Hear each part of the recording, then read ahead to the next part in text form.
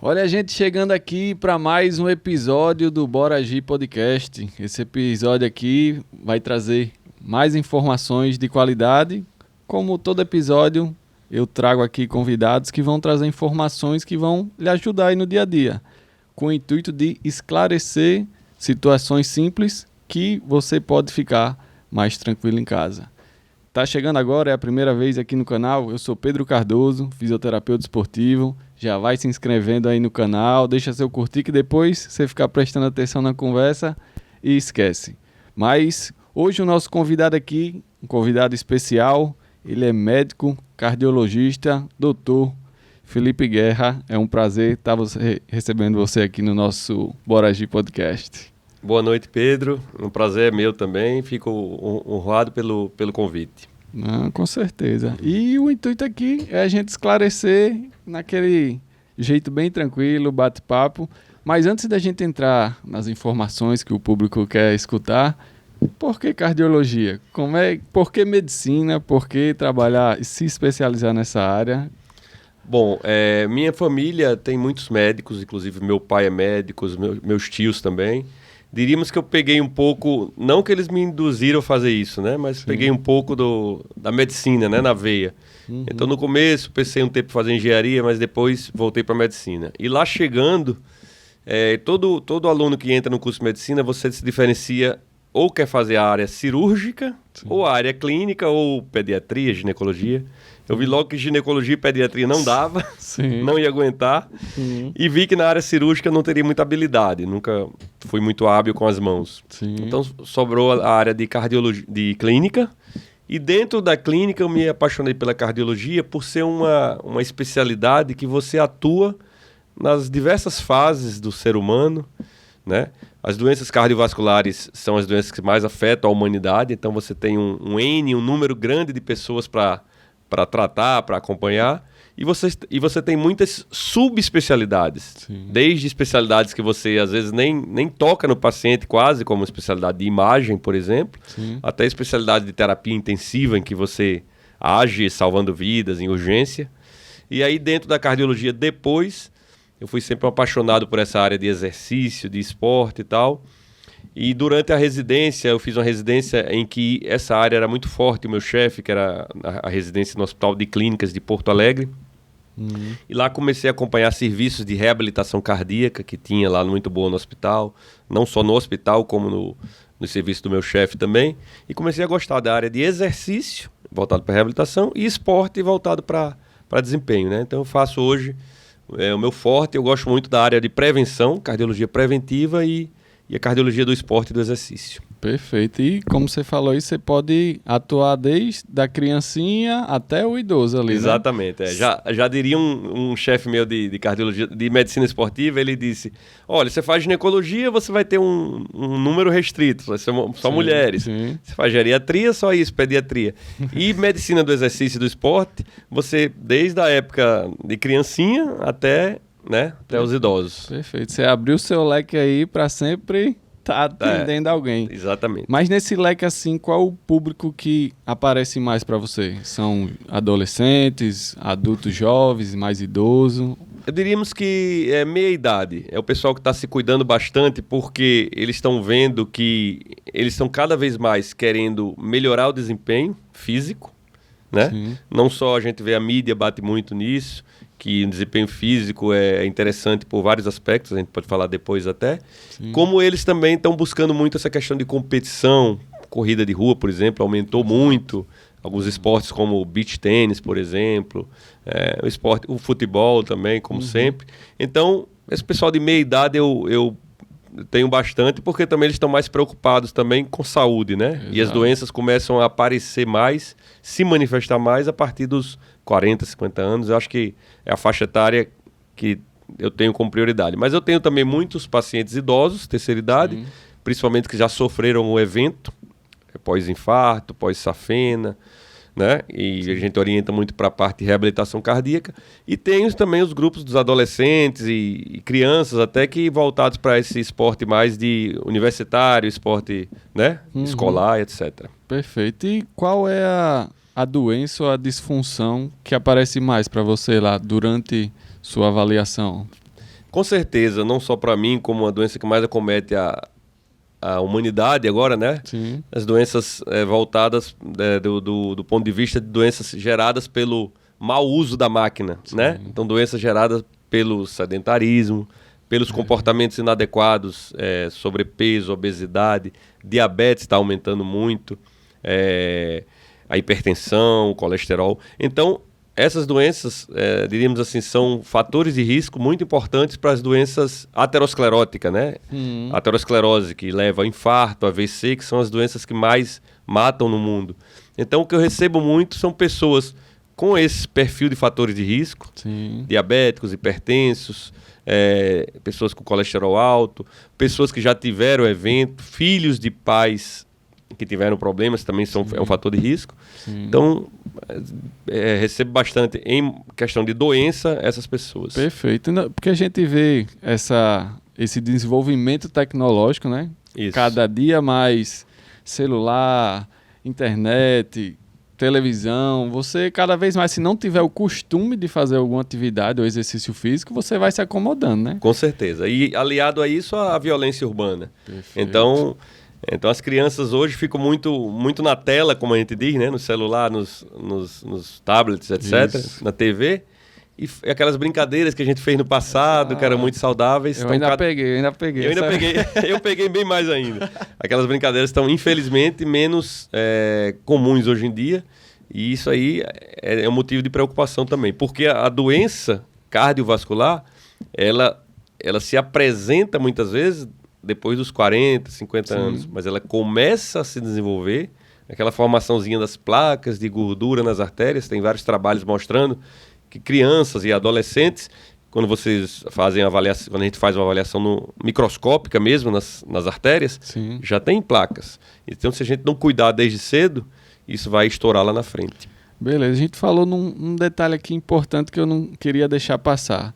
Então, a gente que ainda pegou essa infância mais ativa, mais de rua, mais de brincadeira, queira ou não queira, isso gera uma prevenção de desenvolver ou reduzir os riscos de desenvolver alguma doença? Isso é uma certa controvérsia, mas no geral, infelizmente não. É aquilo que eu sempre digo, exercício não é vacina. Sim. Então, se você teve uma infância, vamos supor, um atleta, até pensar um atleta, não foi nem só infância, um jogador de futebol que para, por exemplo, aos 35 anos, Sim. e de repente ele começa a ter uma vida desregrada, ele parou, às vezes está com muito dinheiro, né? Está cansado de fazer exercício, que passou a vida toda treinando, e chuta o pau da barraca, como diz aí, Sim, sim. e começa a comer errado, sedentário, ganhar peso. A gente vê muitos jogadores hoje em dia com obesidade, né? O próprio um dos maiores craques nossos, o Ronaldo Fenômeno, Exato. hoje em dia você olha para ele, é um cara, né, com peso muito acima do que deveria ser. Então, infelizmente, é a velha máxima, exercício não é vacina. Ele lhe protegeu na infância, na adolescência e na vida esportiva, né? Diríamos assim.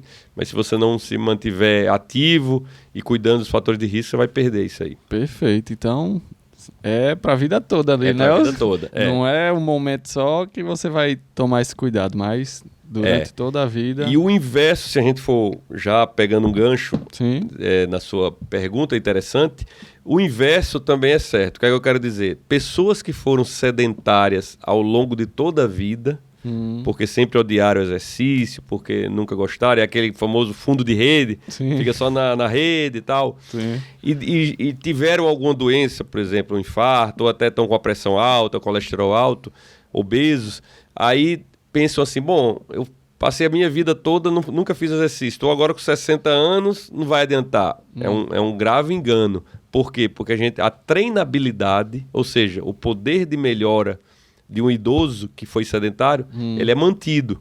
Então, ele está muito sedentário, ele está muito descondicionado, mas a gente sabe, uma lei, que quem está menos treinado é mais treinável. Perfeito. Ou seja, eu melhorar 1 segundo de um Usain Bolt, não vou dizer ele, um segundo do maratonista, 2 segundos é dificílimo. Sim. E eu melhorar qualquer percentual de uma pessoa sedentária é muito fácil. Perfeito. É bom para quem está assistindo aqui a gente agora, porque ó, vocês 60, né? Agora eu não vou fazer mais nada, que é isso, rapaz. Você tem um potencial gigante Com certeza. de melhorar, mais do que os atletas que já estão no limite ali. Você está mais treinável É verdade. que ele.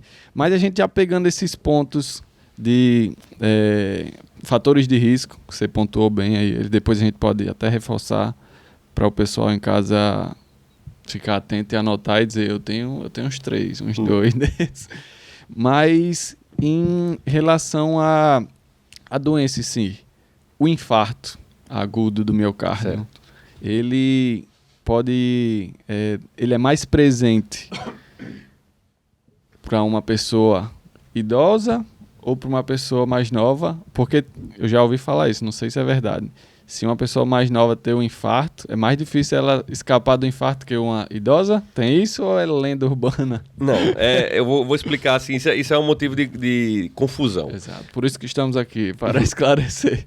Quando você tem um jovem, Sim, vamos pensar num cara de 40 anos, é jovem para um cara ter um infarto. sim. Ele, em geral, as artérias dele, ele não tem umas colaterais, ou seja, ele não tem umas artérias alternativas, né? Por quê? Porque ele não tem muita doença. Ele até então não tem muita doença. Provavelmente, se ele infartou com 40 anos, foi uma placa única numa artéria localizada que ele tinha calcificada, uma placa que rompeu e ele infartou.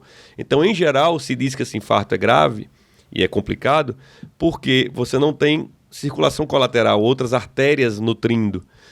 Pense bem no idoso de 60, 70 anos, já cheio de doença, o cara fumou, o cara teve uma vida com pressão alta, com diabetes, ele vai criando pequenas lesões arteriais, pequenas obstruções, e o organismo, para se defender, vai criando caminhos alternativos. Não sei se o pessoal está entendendo, mas Sim. você tem as artérias principais e criando artérias menores. Então, uma certa lesão ali, uma certa obstrução em uma artéria estaria, entre aspas, um pouco protegida pelas colaterais. E aí você diz que o infarto é de menor extensão. Isso realmente é um ponto correto, não é lenda não.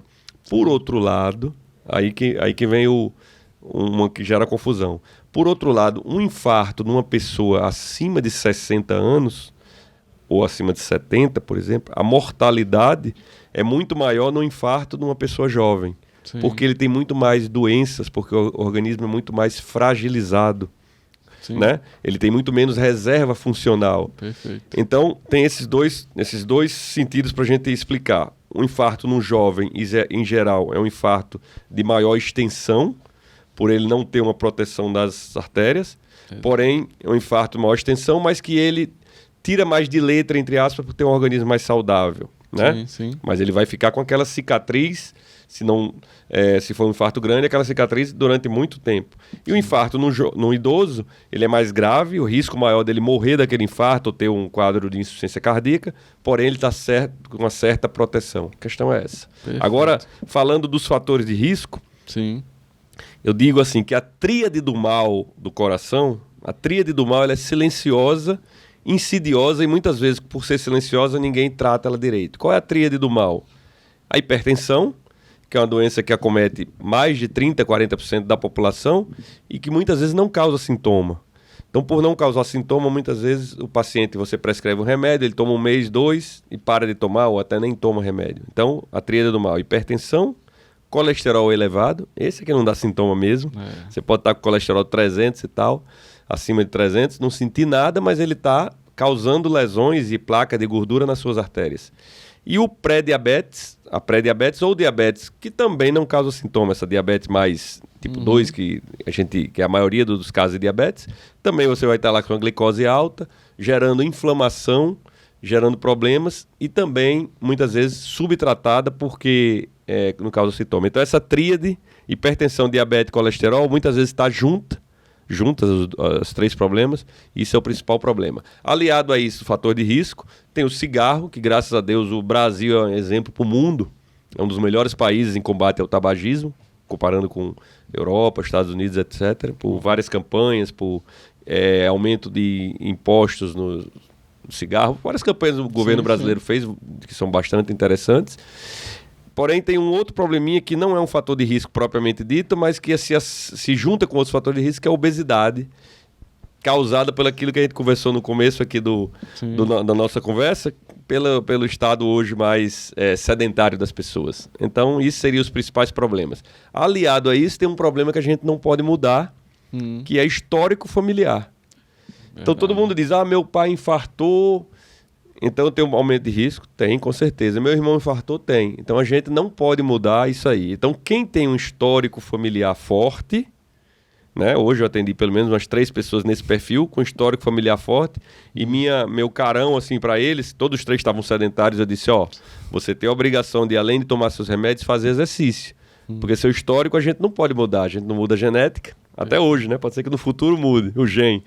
Então, quem tem um histórico desprivilegiado, é o que tem mais que ter cuidado. Até uma paciente brincou, algumas brincam assim, disse, meu pai podia deixar uma casa, uma fazenda, mas ele deixou essa herança para mim. Eu disse, infelizmente essa herança você vai levar por toda a vida. Essa aí não tem como fugir, não. Não tem né? como fugir. Não, realmente é. E a gente percebe isso mesmo, a questão do infarto e, como você falou, a tríade, todas silenciosas. Todas silenciosas. Aí é difícil. Aí é difícil. Como é que o cara vai descobrir isso aí? Quais os passo a passo? Tem uma avaliação específica, um teste específico? Isso. E como não tem sinal, assim, aparente, como é que a pessoa vai perceber? Boa pergunta. Então, hoje em dia existe uma coisa chamada check-up. Eu vou fazer um check-up com muitas vezes o profissional que ele procura é o cardiologista. Não que o cardiologista seja melhor do que ninguém, é porque as doenças do coração, como são as que mais matam no mundo, e ele tem medo, ele procura um cardiologista. Diríamos assim que dos médicos que fazem check-up, o cardiologista ainda está em primeiro lugar. Né?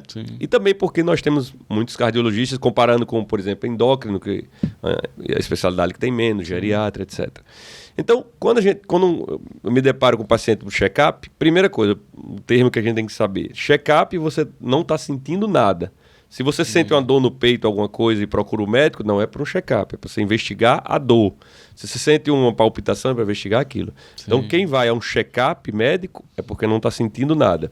E aí a gente lança mão de alguns exames, que é o rastreio, e que diagnosticam. Então, pressão arterial, a gente lança mão da aferição da pressão no consultório, e já muitas vezes ali a gente já dá, mesmo que não dê o diagnóstico, mas já dá um indício que ele está com a pressão alta. A glicose, como eu falei, a pré-diabetes ou a diabetes, a gente lança a mão de exames, a dosagem da glicose, da glicemia, e a dosagem de uma proteína chamada hemoglobina glicada, que ela avalia seus níveis de glicose nos últimos 3 meses. Então, por aí a gente também dá o diagnóstico. E o diagnóstico de dislipidemia, ou colesterol elevado, ou triglicerídeos elevado, pela dosagem também do colesterol. Então, por isso que todo mundo, mesmo que não tenha sintoma, tem que procurar um médico para fazer o check-up e tentar dar esse diagnóstico, tá certo? E outra pergunta, a partir de quantos anos eu faço esse check-up preventivo do coração? Aí depende.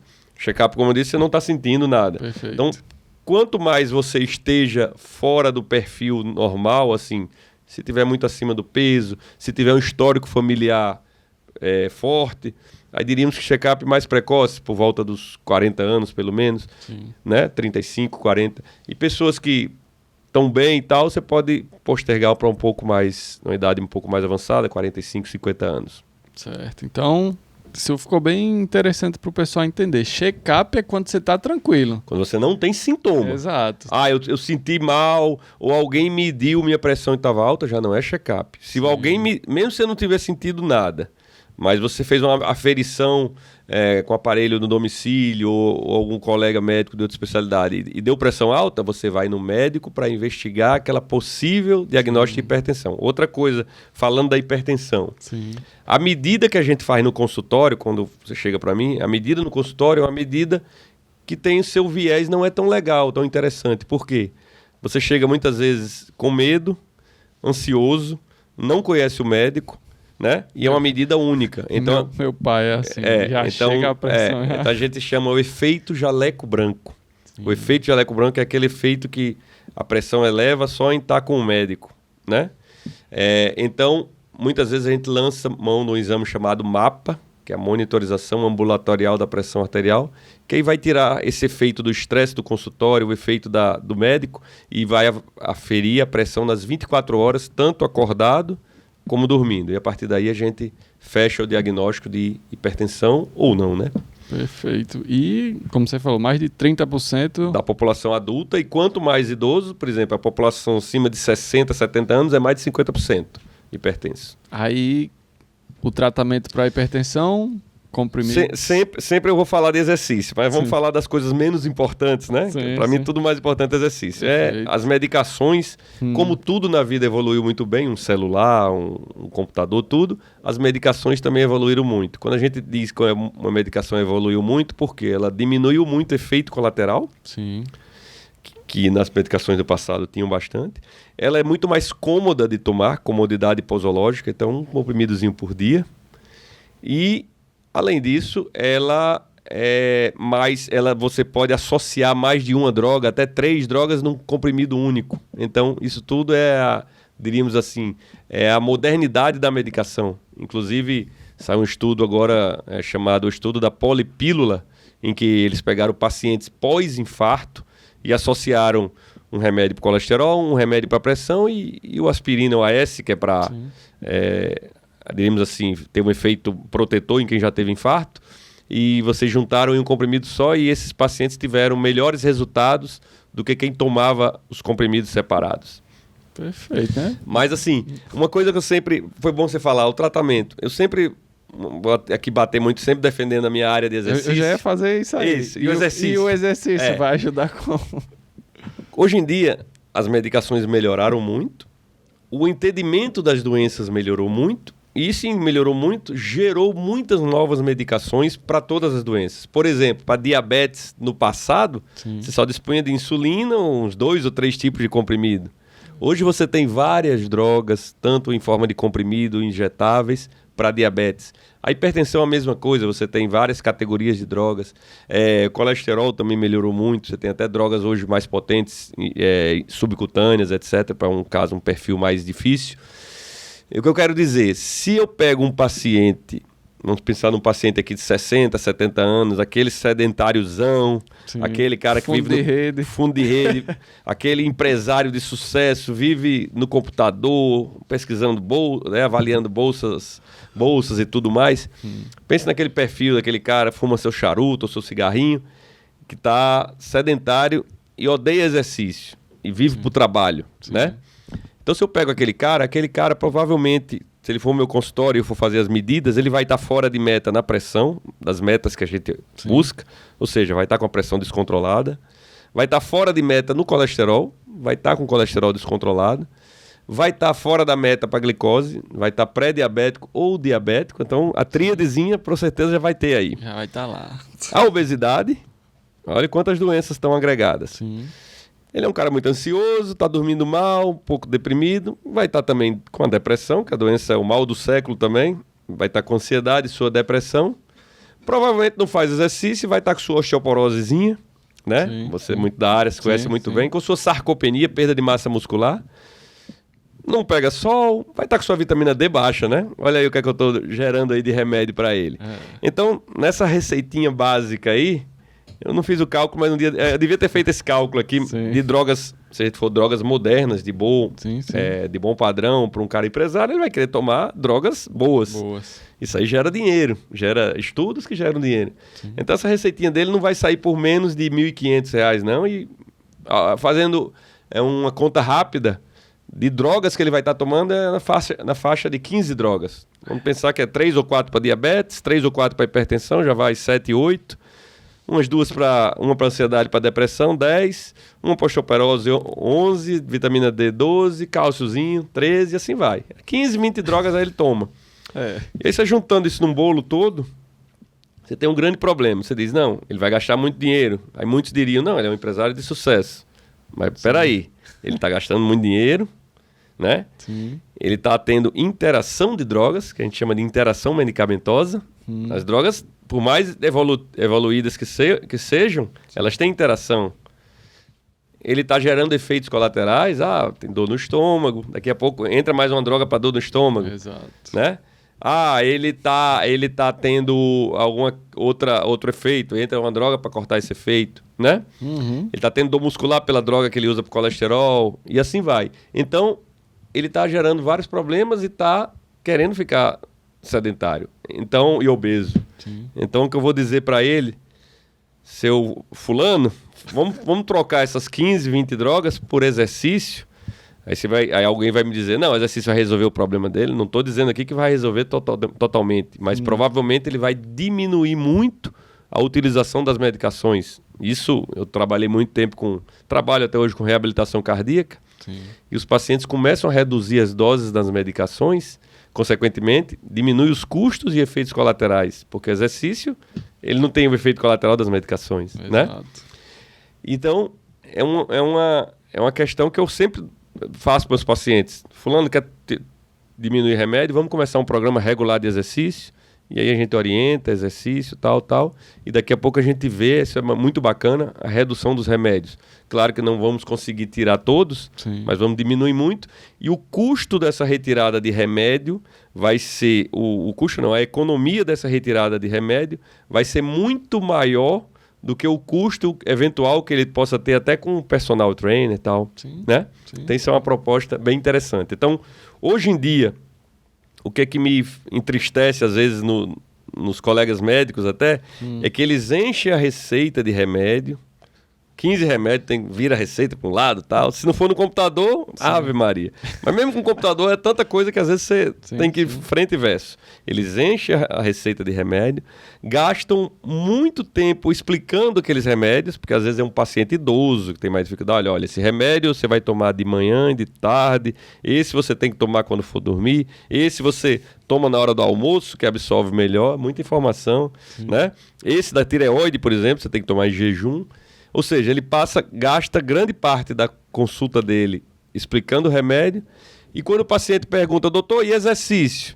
Aí ele faz assim, faz uma caminhadazinha. Faz uma caminhada, não disse nada, né? Faz a caminhada, pode ser quantas vezes por semana, a intensidade, o que mais, se vai fazer musculação. Isso. E ele passa não sei quanto tempo explicando o remédio. Então, a minha proposta para os médicos, para os colegas médicos, a minha proposta é o seguinte: primeiro item da receita, exercício físico. E a partir daí, explicar, né? Claro que quem vai prescrever o exercício é muitas vezes o fisioterapeuta, o profissional da educação física. Mas pelo menos o médico tem a obrigação de avaliar o risco e dizer mais ou menos os tipos de exercício e a margem de segurança. Perfeito. Então, item 1 da receita, exercício físico. Item 2, dieta. Eu não vou explicar que eu não entendo de dieta quase nada, mas vou pelo menos dieta. Encaminho para nutricionista. Já passo o número de algumas para ele procurar.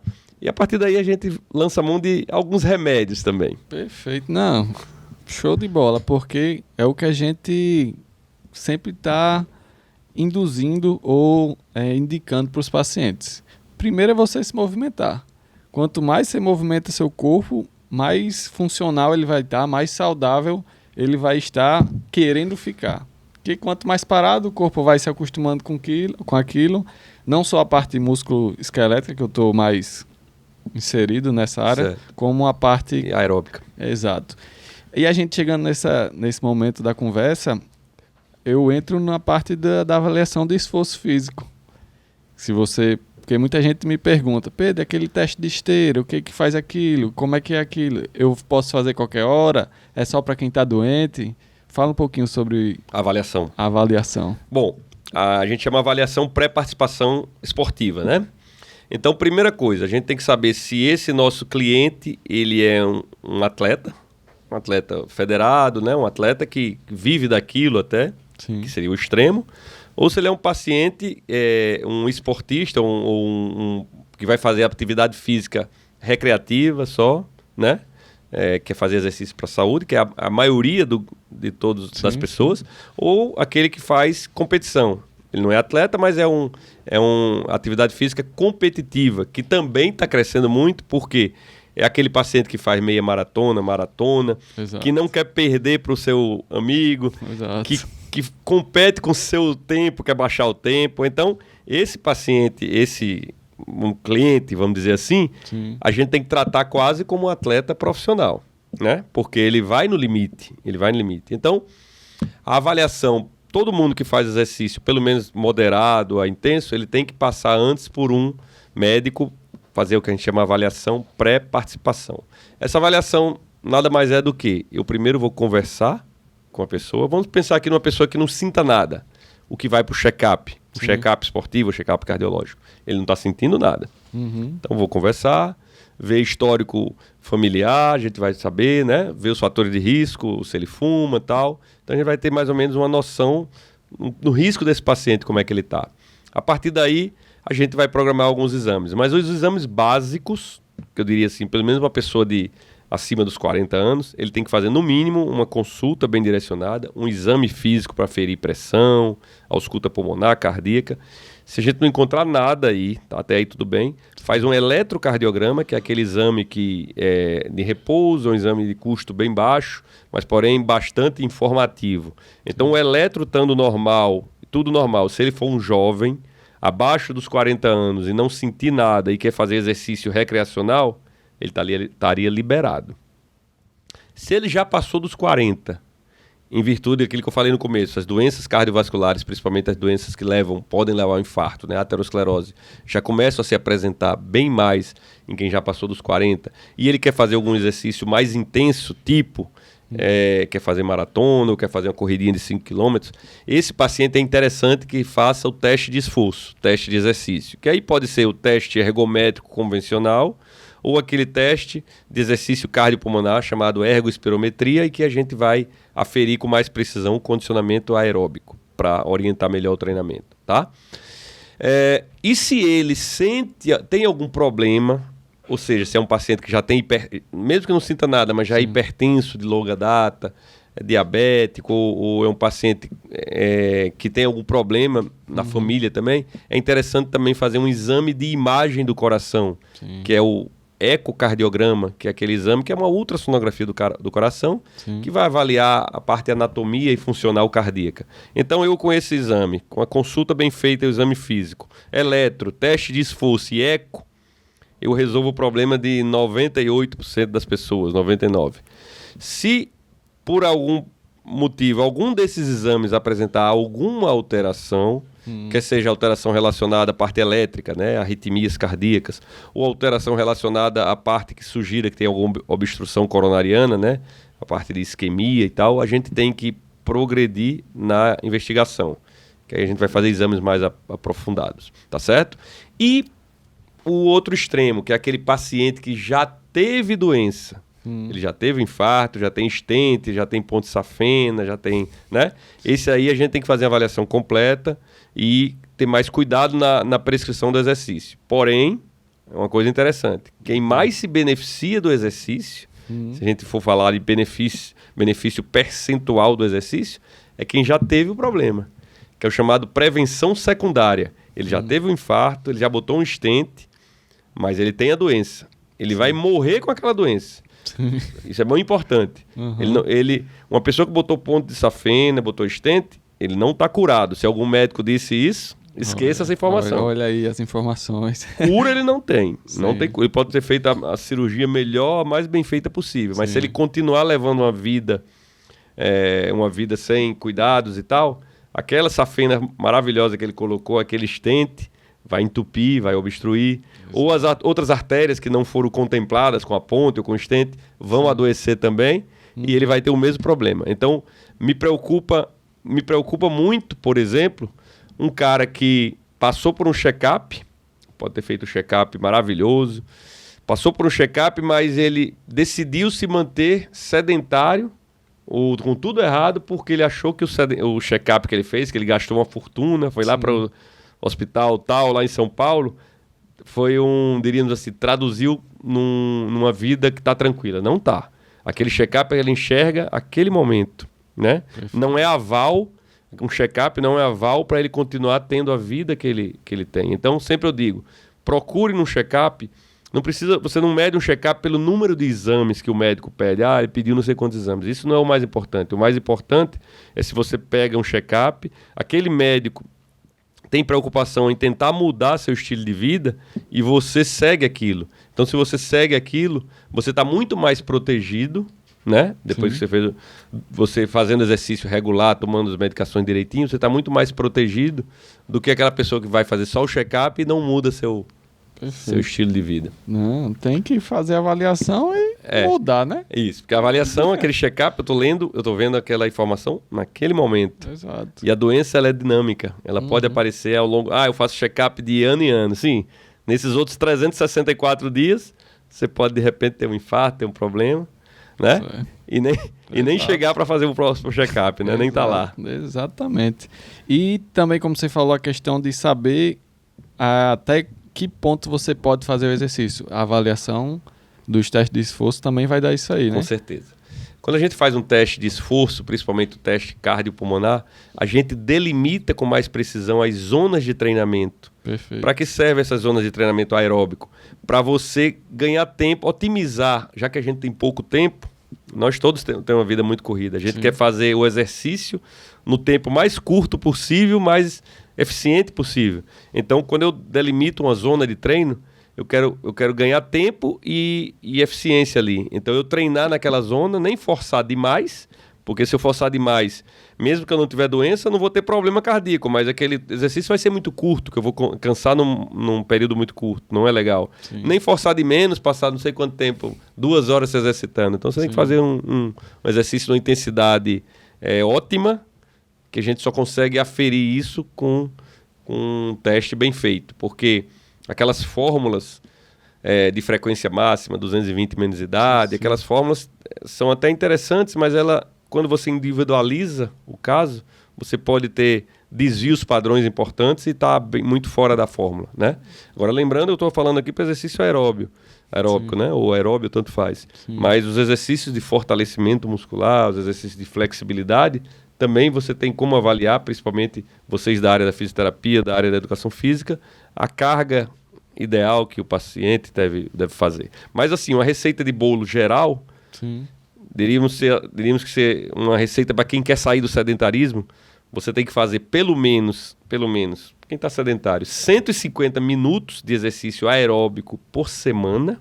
Você pode fracionar isso em 3 a 5 dias por semana, exercício aeróbico. E para quem odeia musculação, mas a gente sabe que cada vez mais vai se tornando mais importante, fazer pelo menos 2 vezes por semana exercícios de fortalecimento muscular, né? Porque a gente vê também por aí muita gente fazendo musculação, as pessoas mais jovens, mas quem mais se beneficia são os idosos. Exato. Perfeito. A galera em casa anotou legal aí, viu? Porque...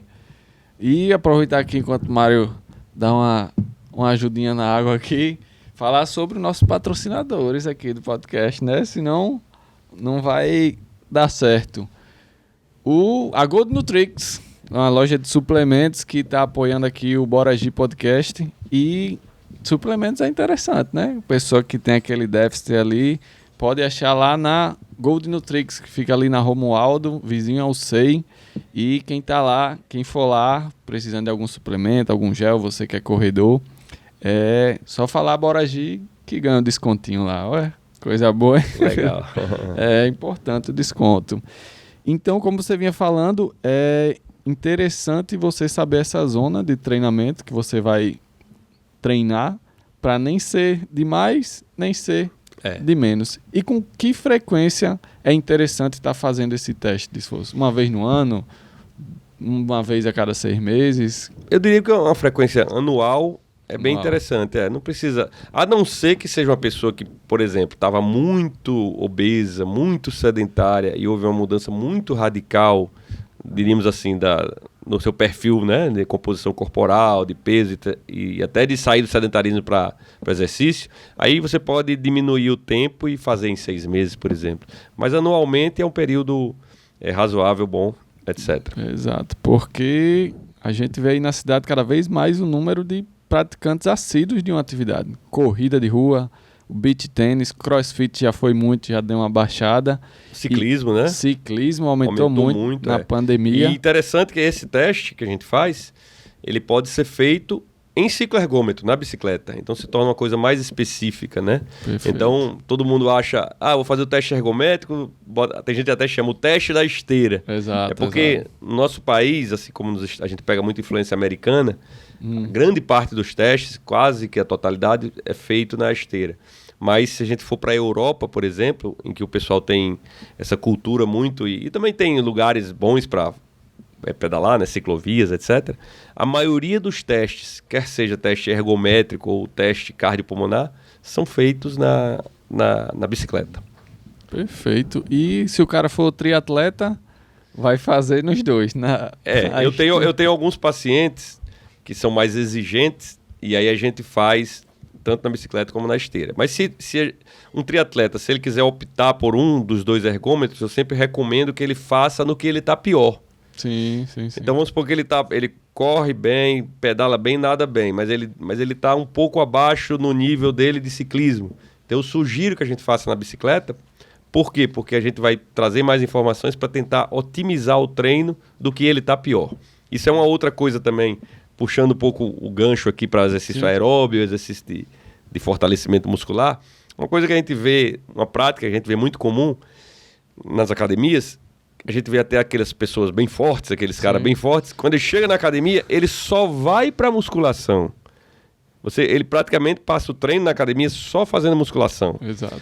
Por outro lado, a gente vê aquelas pessoas às vezes magrinhas que correm pra caramba, chega na academia e vai só pra esteira.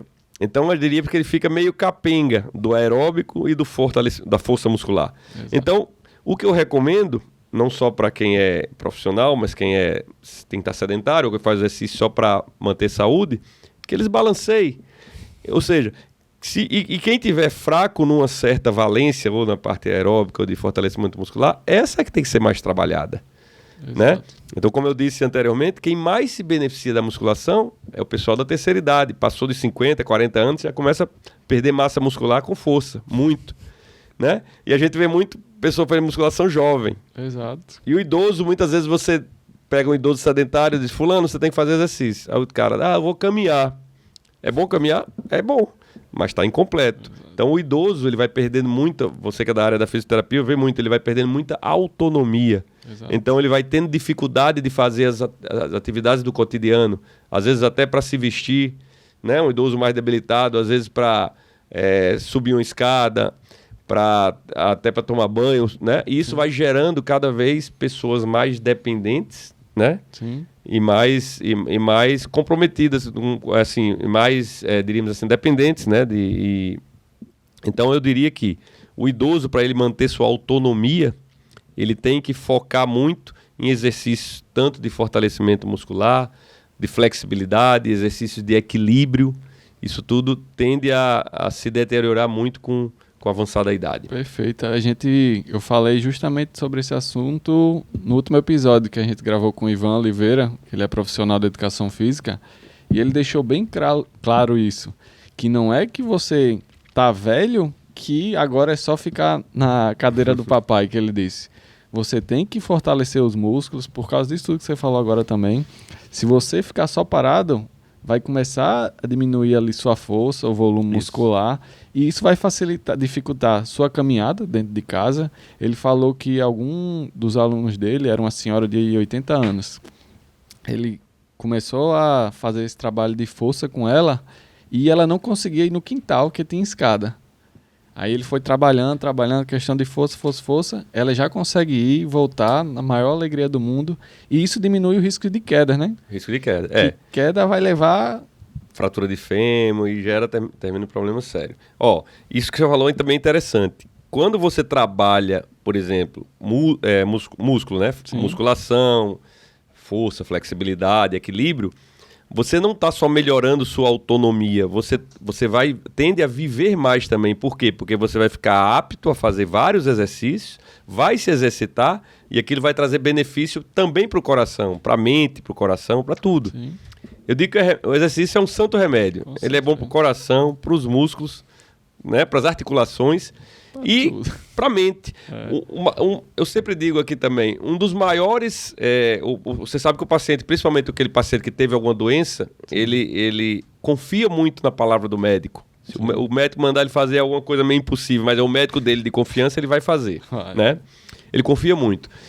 E eu como médico do exercício do esporte, recebo muitas vezes muitos pacientes que já vêm de outros médicos, que o médico simplesmente proibiu o cara de fazer exercício. Então eu sempre digo, sempre que algum médico lhe proibir de fazer exercício, procure uma segunda opinião. o maior, diríamos assim, o maior mal que um médico pode fazer a um paciente é proibir ele de fazer exercício. Que aquilo, além de gerar grandes problemas relacionados ao sedentarismo, vai gerar depressão, ansiedade, ele vai ficar em casa e vai terminar gerando um ciclo vicioso e culminando com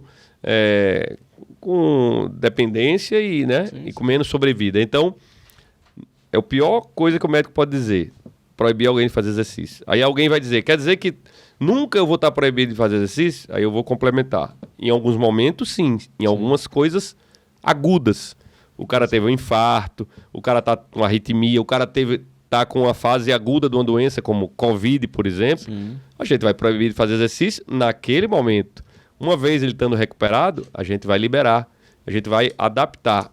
Outra dúvida, que é muito comum também na sua área, paciente que tem artrose, ou que tem condromalácia, ou que tem alguma coisa, muitas vezes o médico diz, não faça exercício. Não é que não é para fazer, você vai adaptar. Porque você sabe muito bem, quem tem artrose, quem tem essas doenças que são crônico-degenerativas, se ficar parado, vai ter mais dor do que se fizer exercício. Com certeza. Se ficar parado ali, seu joelho, você não vai conseguir nem sentar e levantar. Porque você vai perder massa muscular, vai perder flexibilidade, vai atrofiar todos os tendões e isso tudo vai gerar dor. Perfeito. Né? Que é o músculo que vai sustentar, vai proteger aquilo ali. Vai proteger a articulação, com certeza. Músculo, o cara vai só sentir dor. E em relação, voltando aqui ao exercício, as alterações que ele faz na parte no coração, assim, não tem as alterações? Isso, tem as alterações. Quando o exercício de forma mais intensa e repetitiva, pode gerar até as alterações bem mais pronunciadas, que muitas vezes podem confundir até algum cardiologista menos experiente nessa área de exercício, achando que pode ser alguma doença. Então, por exemplo, a gente pega muito atleta de alto nível, que a frequência cardíaca é baixinha, bradicardia é importante. Sim. Faz o eletro ali na nossa frente, tem 40 de frequência, 48, 50. Ele diz, doutor, quando eu deito em casa, que eu tô tranquilo, às vezes está com relógio, eu olho, o meu relógio está batendo 40, 38, e aí? Eu digo, não tem problema, isso é sinal de saúde. Sim. Quer dizer que é um coração bem adaptado, que ele bate pouco e ele já consegue manter um débito adequado, né? Então, isso é uma alteração muito comum. Mas aí a gente sabe se isso é doença ou não. A gente às vezes bota ele num teste de esforço, na esteira, e o coração aumenta tranquilo a frequência cardíaca, chega ao nível máximo, né? Então a gente vê que isso não é por uma doença do sistema elétrico cardíaco. Outra coisa, coração de atleta, às vezes paciente que faz muito maratona, exercícios aeróbicos, ele é um coração mais dilatado, né? Justamente para receber mais sangue e a função de bomba cardíaca ser mais eficiente. Então, isso pode gerar alguma dúvida. É um coração um pouco dilatado, um pouco hipertrofiado também. O miocárdio, né? O músculo cardíaco. Mas a gente, na grande maioria das vezes, a gente consegue enxergar isso como um efeito benéfico do exercício. Em casos extremos que a gente pega, em casos que geram dúvida, a gente simplesmente faz um destreinamento, né? Alguns 2 meses, etc., que é até difícil para um atleta destreinar. Com certeza. E a gente repete os exames, um ecocardiograma, 2 meses depois, a gente vai ver que aquilo regride. Caso contrário, aí sim a gente começa a pensar em alguma doença, em algum problema cardíaco. E as pessoas que têm essa frequência, principalmente na corrida de rua, que é o que eu estou mais inserido, meus pacientes, eu também corro. Quais são os sinais que o corpo pode apresentar? Se você não sente nada, mas de vez em quando sente uma tontura, uma dormência, quais são os sinais que podem... Sinais de alerta. Quais são os sinais de alerta que o corpo pode dar pra gente, assim? Pronto. O atleta, ele se conhece muito bem, em geral. Não precisa ser atleta, um esportista, né? Um corredor de rua, como você deu um exemplo. Sim. Então, se ele uma das coisas que ele pode notar que tem algo errado é se ele começa a cair desempenho. Ele está treinando bem e começa, de repente, a cair o desempenho, né? O atleta vê muito aquela questão de pace, do tempo. O pace. O famoso pace. Famoso pace. Então, se ele começa a cair desempenho, alguma coisa tem. Se ele está treinando, está mantendo o peso e começou a cair o desempenho, ele tem que se preocupar. Ou é algum problema cardíaco que tem que investigar, ou até overtraining, né? Você sabe também que às vezes você passa do ponto e é um sinal, que às vezes o diagnóstico é difícil. Então, primeiro, é isso aí. Segundo, se ele tem alguma dor no peito, ou desconforto, não precisa ser dor no peito, ou um desconforto, principalmente se esse desconforto piora com o esforço, ou seja, com o exercício. Você está na corrida, ele piora, você diminui. Isso aí é um sinal de preocupação que tem que procurar um médico. Sim. Palpitação, que é o coração batendo de forma irregular. Ou você usa o frequencímetro, de repente ele está aumentando demais a Isso frequência. em repouso. A pessoa Não, até durante a corrida. Durante Ou a em corrida. repouso também. Sim. Eu estou dizendo principalmente durante a corrida, né? Sim. Então, queda de rendimento, dor no peito, principalmente na corrida, ou palpitação. Mas, por exemplo, a palpitação pode ter em repouso, também é um sinal de alerta. A dor no peito pode ter em repouso, né? Exato. Outra coisa que chama atenção, tontura. Tontura. Ou vista escurecendo, principalmente no exercício, até, também é um sinal de alerta. Então, esses são sinais que precisam de uma investigação, ou até desmaio, tem gente que desmaia. Sim. Muitas das vezes, Natal está muito quente e você, às vezes, está mal hidratado. Exato. O exercício tem um efeito vasodilatador, que é um efeito benéfico, dilata os vasos, mas você está mal hidratado, você pode ter o que a gente chama de síncope vasovagal, que é aquele desmaio rápido. Mas, assim, na dúvida, tem que procurar o cardiologista para descartar se seja isso ou se é algum problema mais sério, entendeu? Muita gente tem medo do braço dormente. Ai, meu braço, tô tendo infarto aqui. Essa questão é muito comum, mas primeira coisa do infarto. Lembrar que infarto é uma doença, como eu falei, relativamente, que está crescendo muito a incidência, né, a prevalência, por causa dos fatores de risco atuais, mas ninguém infarta assim, tô de boa, amigo, tô falando com um amigo, pô, tô infartando aqui, nem não é assim. Infarto é uma doença grave, uma doença que cursa em geral com uma dor no peito, muitas vezes mal localizada, a maioria das vezes. Sim. Então aquela dor que eu aperto aqui com a ponta de dedo, ai, é aqui, provavelmente não é infarto. Ou aquela dor que eu olho para trás, mexo, né, mudo de posição, ela melhora, provavelmente é uma dor de origem muscular, né? Sim. Então a dor de infarto é uma dor que você não aponta, você bate aqui no peito com a mão aberta, assim, porque você não consegue delimitar. Muitas vezes ela pode irradiar realmente para o braço, mas em geral o infarto se associa com suor frio, com mal-estar intenso, sensação até de morte. Sim, o infarto é uma doença bem grave. Então ninguém está infartando assim. A pessoa vai saber quando... A angina, angina, que alguns chamam de pré-infarto, mas esse termo não existe na medicina. A angina, que é a dor no peito causada por um estreitamento nas artérias, Sim. ela é parecida com o infarto, mas a angina, o que dá o diagnóstico é que ela piora, é aquilo que eu falei, ela piora com exercício. Sim. Se ela e melhora com repouso. Isso é um sinal de alerta que você pode ter alguma obstrução, tá certo? Então, na maioria das vezes, essas dormênciazinhas que tem no braço e que não pioram no esforço e tal, Sim. tem mais um componente emocional, né? Olha aí, importante. É um componente emocional, mas assim, volto a dizer, como doença cardiovascular, doenças cardíacas geram muitas surpresas, tanto positivas como negativas, na dúvida, melhor procurar o especialista, o cardiologista. Viu aí, né, pessoal? Você que tá assistindo agora na sua cama, o braço tá doente, calma, não é assim também não. O doutor Felipe acabou de explicar que o negócio é mais... Pode ser apenas um desconforto muscular. Hoje em dia, muita gente estressada, correria. Muito comum. E a pessoa começa a deixar o corpo todo tenso, vai dar uma dorzinha diferente ali no corpo. E tem alguma outra alteração assim que... Pós-Covid, teve alguma coisa que começou a aparecer a Covid, mais? Na verdade, vamos falar um pouco de Covid. Covid é uma doença que a gente, inclusive nós médicos, conhecemos muito pouco. Exato. É uma doença nova, você vê opiniões até de especialistas, infectologistas, um diz uma coisa, outro defende outra, então a gente sabe que a ciência, cada vez mais, ela tem que ser baseada em evidência. Exato, perfeito, né? perfeito. Então ela não pode ser baseada em achismo ou experiência da pessoa. Isso até conta, mas não pra gente bater o martelo. Então a Covid ainda é uma doença que a gente está aprendendo. Infelizmente a gente não conhece muito pouco sobre ela.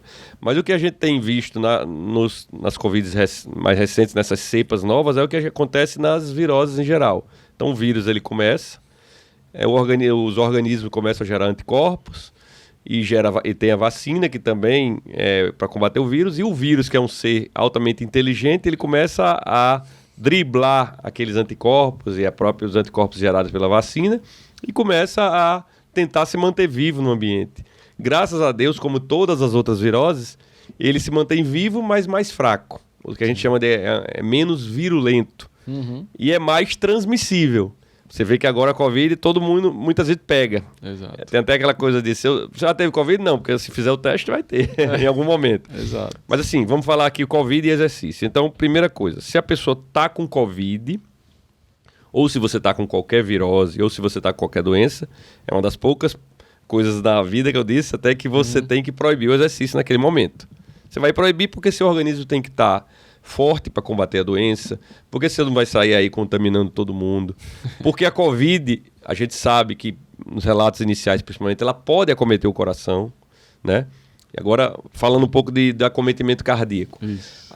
A Covid inicial, principalmente quando o pessoal não estava vacinado, que gerou muitos casos graves, muitas internações de UTI. Então, aqueles pacientes que tiveram quadros mais graves de Covid, aqueles que chegaram a precisar de ventilação mecânica, em torno de até 25% a 30% tiveram algum acometimento cardíaco no curso da doença. Estou falando aqui dos casos graves. Sim, sim. Certo? Os casos leves a moderado, o que é uma Covid grave? É que precisou entubar. O que é um caso leve? É a grande maioria, mesmo que tenha tido dor no corpo intensa, mesmo que tenha tido febre, dor de cabeça, mas que não teve comprometimento importante a ponto de precisar nem internar no hospital, é uma Covid leve. E moderada é aquela que a pessoa precisou ir para o hospital, né? Muitas vezes teve algum exame de imagem, uma tomografia que mostrou um acometimento importante no pulmão, até teve queda um pouco da saturação, mas porém não precisou de intubação, não precisou de UTI. É uma Covid moderada, né? Então, grande parte da Covid, dos pacientes com Covid, é leve. Grande parte, grande maioria.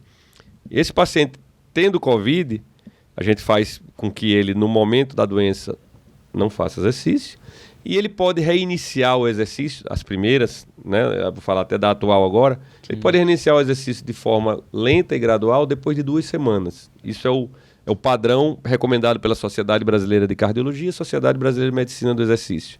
Aí você diz, recomeçar como? Recomeçar de forma leve e gradual, como eu disse. O cara é um maratonista, não vai querer começar a correr uma corrida de uma maratona. Ele vai começar caminhando, intercalando com corridas e aumentando até ele sentir o corpo tá bem. Isso é o padrão. Nessa Covid atual que nós estamos, nessa cepa qual é a onda dessa? Bem fraquinha, né? É quase como uma gripe, sim, uma gripe de luxo. O que a gente tem recomendado? A gente tem que recomendado também com Covid, mesmo que não esteja sentindo nada, passar 1 semana sem fazer exercício. E a partir de 1 semana, então a gente diminuiu aquele tempo que era de 14 dias, a partir de 1 semana ele pode reiniciar os exercícios de forma leve a moderada e vai aumentando aos pouquinhos até se sentir bem, tá certo? Isso paciente que evoluiu bem. Sim. Se for um paciente que sentiu alguma coisa, principalmente dor no peito, aqueles sintomas que eu falei, Sim. palpitação, alguma coisa, merece uma investigação mais aprofundada, fazer alguns exames para ver se ele não está com a inflamação do músculo cardíaco, que é bem raro, chamado miocardite, que pode ser causada por outros vírus também, mas o vírus da Covid causa mais do que os outros, apesar de ser ainda uma quantidade muito pequena, então exige uma avaliação. Mas no geral, é isso. Teve Covid, repouso. Ficou com medo de retornar aos exercícios, procura o cardiologista para fazer pelo menos um exame e um eletro. A partir daí está liberado. Tá? Perfeito. Sentindo mais alguma coisa, voltou a treinar, voltou a sentir, aí sim tem que procurar o cardiologista e fazer alguns exames mais aprofundados. Perfeito. Não, pessoal, quem está assistindo agora em casa no celular ali, já pegou bastante informação interessante, porque garanto que muita coisa que você falou aqui, muita gente não sabia. Tinha dúvida ou pensava que era algo diferente. Então, acho que a gente conseguiu passar algumas informações. Se você tiver mais alguma coisa assim importante que queira falar para quem está assistindo agora, que é atleta, que é corredor, que a gente não conversou ainda, se você quiser falar, se tem alguma coisa que a gente não tocou no assunto. Uma das coisas que a gente não tocou, mas acho que é importante saber também que o exercício, além de todos esses benefícios cardiovasculares, esses N benefícios e osteomusculares também, sim, que a gente falou, ele está muito ligado à prevenção de câncer também. Olha então, aí. principalmente câncer de mama, câncer de colo de útero, câncer de intestino, câncer de bexiga, também já tem evidências bem robustas que pessoas que fazem exercício, ou seja, que não são sedentárias, tem incidência menor de alguns tipos de cânceres. E digo mais, e pessoas que tiveram câncer e que trataram, também fazer exercício faz com que haja menos evolução mais favorável dos cânceres em si. Então, isso é uma área que também está sendo pesquisada, então é um outro benefício. Outro benefício também é para o sistema imunológico, já que a gente está falando muito de Covid. Sim. Então, pessoas ativas fisicamente têm uma melhor modulação da imunologia das respostas, né, de defesa. Então, pessoas são, consequentemente, menos propensas a ter doenças infecto-contagiosas e evoluírem até melhor caso tenham a Covid, né? Tá certo? Então, isso é o que eu deixaria de lembrança principal. E aquilo, voltar a repetir. A pior coisa que você pode dizer para alguém é pare de fazer exercício. Então, isso aí, se algum médico mandar você parar de fazer exercício... Pode fazer olhando ali para a pessoa que Se algum médico parar de mandar fazer exercício, procura uma segunda opinião. Terceira, é uma coisa também muito importante. Como eu falei no começo, exercício não é vacina. Então, se você foi atleta a vida toda, não pare, porque você tem que manter exercício para a vida toda. E exercício é como remédio, tem que ser na dose certa. O que é a dose certa? A intensidade do exercício, a duração, a frequência. Então procura um bom profissional da área de educação física para, a partir da liberação médica, o médico vai liberar e vai orientar a faixa de treino, vai orientar o que fazer. Mas quem vai prescrever é o profissional de educação física baseado naquela informação médica. Perfeito, isso aí vai virar um Reels lá no Instagram, pode ter certeza. E onde o pessoal pode lhe encontrar? Quem quiser fazer um teste, fazer um check-up, fala aí seu site, seu Instagram, consultório. Meu Instagram é Felipe Guerra Cardio. Felipe Guerra Cardio. E meu consultório é a clínica Biocardio, que fica ali na Rodrigues Alves, próxima à sede do América, ali a Bodytech. Perfeito. Então você aí, ó, que ainda não fez seu teste, eu vou combinar aqui para fazer o meu para ver se tá tudo certo. E vamos fazer o seu e vamos divulgar, viu? Olha, já tá. Vamos divulgar porque tem que dar bom exemplo. Exato, vamos divulgar. Vamos divulgar. E eu quero ver esse cara aí na esteira. Ele disse que corre bem, vamos ver. Corro um pouquinho. E para finalizar, eu sempre gosto de perguntar pro convidado, que muita gente depois fica perguntando para mim no consultório, se você tem algum livro ou algum filme que você gostaria de indicar aí para quem está assistindo a gente. Pode ser em relação à cardiologia ou qualquer outra coisa que você queira compartilhar. Um livro que você leu que você gostou ou um filme que você viu e gostou e assista que é bom. Pode ser qualquer. Eu sou fã de esporte, né? De exercício e de esportista. Eu sou pai de uma atleta também. E um livro que marcou muito é o livro de Rafael Nadal, que para mim é um cara fantástico. É um cara fantástico de cabeça, de físico, né? Exato. É um cara completo. Então, como é o nome do livro? É a biografia de Rafael Nadal. Pronto. É um livro fantástico, fantástico. Isso aí eu não conhecia não, já vou botar na lista. Você aí de casa também. Biografia de Rafael Nadal. E é isso aí, doutor Felipe. Gostou? Muito bom, muito bom. Foi um prazer ter você aqui. A conversa foi boa. Passou rápido o tempo, né? Passa rápido. Exercício é o mundo, né? Não deu para falar tudo, a gente deve ter esquecido de muita coisa, mas eu acho que conversamos sobre várias áreas do exercício que vão interessar todo mundo. Com certeza. Garanto que a gente tocou em bastante assunto que a galera tinha dúvida. Que esse é o objetivo da gente. Com certeza. Então, é isso aí, galera. Esse foi mais um episódio aqui. E lembrando, você está assistindo até agora, não se inscreveu, nem curtiu. Curte aí para o canal cada vez mais crescer e trazer novos convidados com mais informações, tá certo? Eu fico aqui, eu sou Pedro Cardoso e até o próximo episódio do Bora Agir Podcast. Valeu!